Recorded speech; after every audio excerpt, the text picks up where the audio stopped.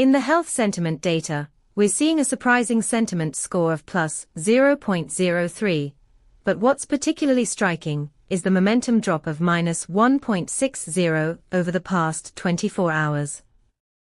This indicates a sudden shift in sentiment that diverges from our historical baseline, suggesting a growing concern or anxiety in the health sector. Using our API, you can retrieve nuanced sentiment insights that track these shifts, including semantic clusters that highlight specific topics of interest. For instance, if you're building a health monitoring app, you could leverage this data to alert users about emerging health trends, fostering timely discussions around wellness and prevention. To explore how you can integrate this into your projects, head over to pulsebit.lojenterprise.com/docs.